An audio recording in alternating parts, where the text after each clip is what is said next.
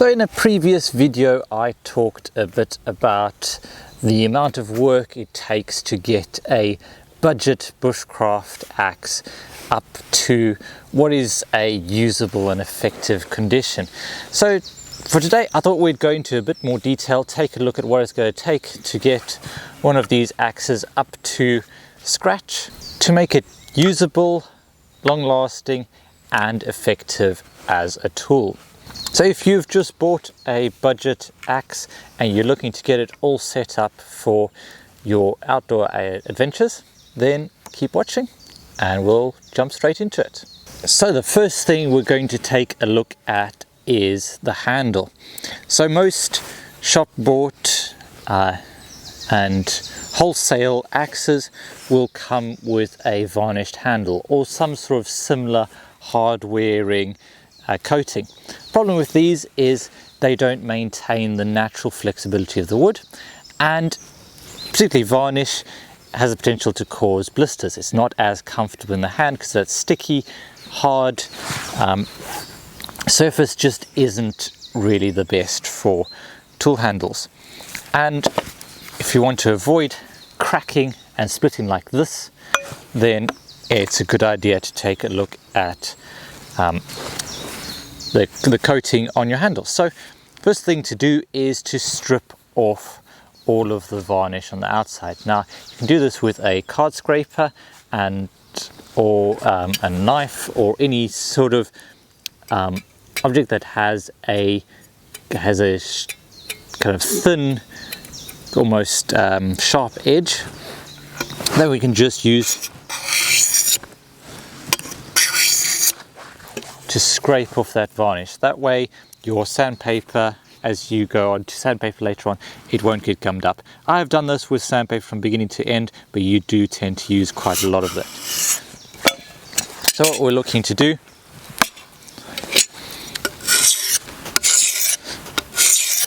is just take all of that coating off so that we can recoat it with a better finish. Once we've got most of the varnish taken off, we can then come in with the sandpaper and just take any of the rest of it off.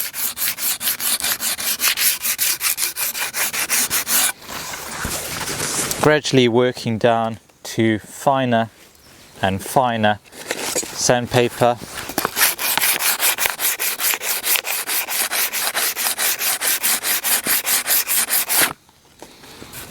Until we have a smooth handle. Now we are going to Blue Peter this for the sake of time. So here's one that I finished earlier. So this has been sanded and I've already applied my very first coating. Now, coating that I recommend and hear a lot of people talk about is boiled linseed oil. So this is a relatively brand new Husqvarna, so I've had it less than a month. And then this is the one that I've had for several years. As you can see, the coating has soaked in, the boiled linseed oil has soaked into the fibers of the grain, and we have this really smooth, hard wearing texture. So the old saying for how often to apply this is every day for a week, then every week for a month, every month for a year, and then annually after that. So this has already had one coating. We're just going to give it another one.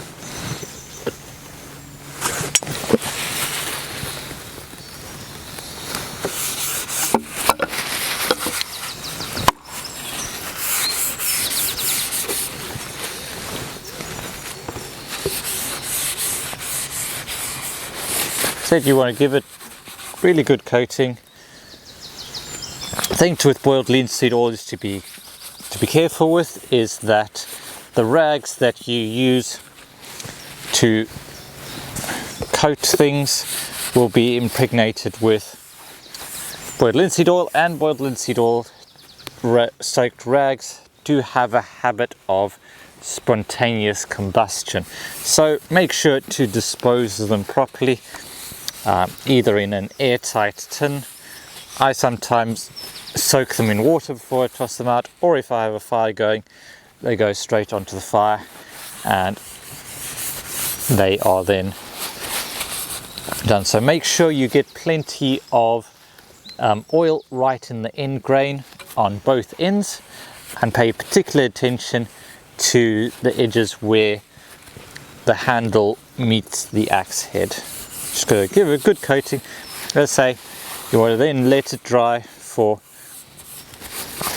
probably overnight is best, and then recoat it. So do that every day for a week, and then every week for a month, every month for a year, and then you'll have a really nice coating, and it'll improve the longevity of the axe.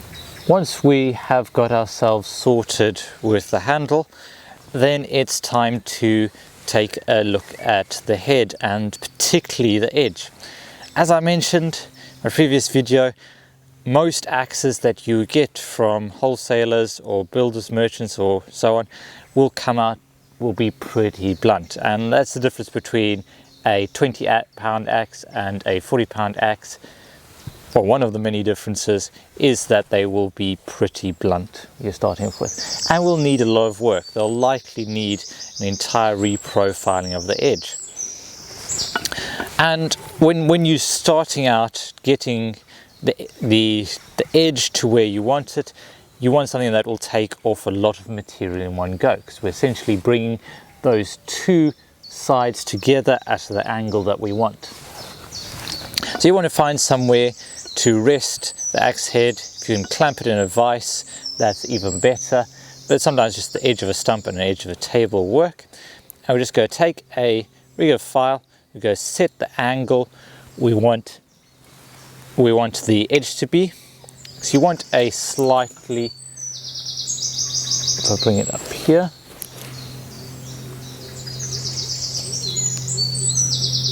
so we want to bring it to a point but not have too sharp a splitting angle. So I'm just going to bring it, file over to the edge like this, and then I'm just going to drag away.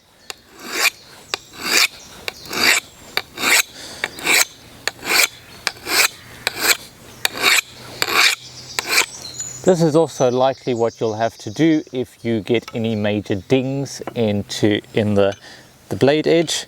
Just bring it back to the table, get the file on it, get your angle right.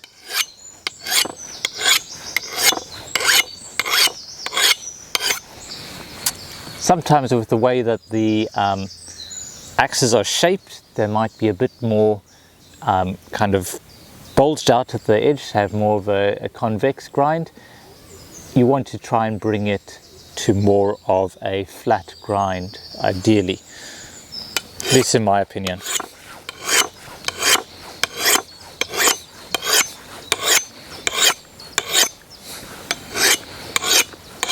So just dragging it away from the edge of the blade. And what we're looking to do is just bring those edges closer and closer together. The idea is you want to be able to look straight down the edge of the axe blade, and you don't want to see any light reflecting back at you. You just want to see a straight line, and they'll tell you that you've got those angles dialed in and that you've brought it to a point. Once you've brought it to a point with the file, we can then shift over to using an axe puck.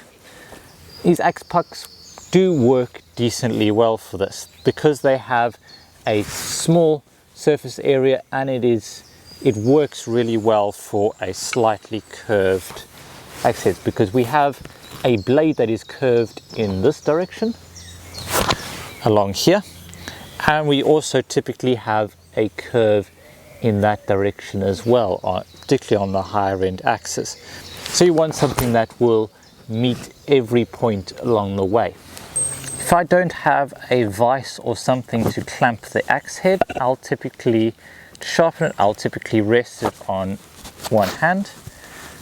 In one direction you can rest the other end on your shoulder, on the other end, the other side you may well just have to rest away from you. If you can find a table or a stump to rest the handle on, that can sometimes help with some heavier axe heads. But what we're looking to do is we're looking to match that edge that we have on there. So what I'm doing is I'm looking down the axe blade, and I can see there's a little shadow in between the axe puck and the edge. So I'm just going to bring it round until at the point where I'm going to be working, I'm looking to eliminate that shadow in between the blade and the puck, and that tells me I'm pretty much on the line. And then all I'm going to do is go make little circular motions as I work my way down the axe blade. So start here this corner, you may need to adjust. As I say, there's a curve that direction, but there's also a curve that you'll have to make in that direction as well. But you just focus on one small kind of 5 mil section, 5 to 10 mil section of the blade, and then work your way along.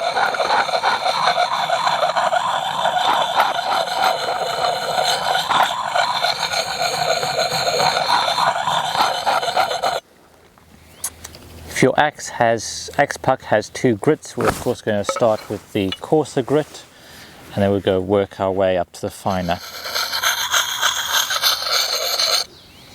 It does also help if you are able to soak these and just have a little bit of water. It'll help carry material away from the blade edge and create a bit more of a what's it called, not a swarf, yep, more of an axe, a bit more of a paste.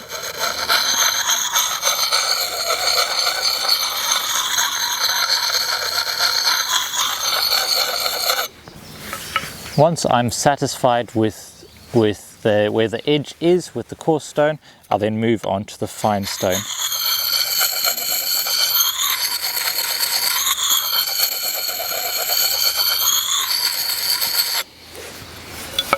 You should start to see little bits of material from the stone gathering on the blade edge, and you want consistent gathering all the way along.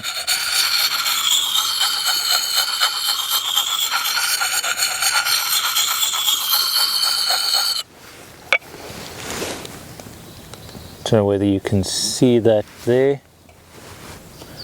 There's just a little bit of dust in certain places on the blade, and if it's just occurring in that one particular location, chances are that's where the blade edge has rolled over a little bit more, so it's taking off more dust. We want that dust to appear in every single spot evenly as we work our way along the blade.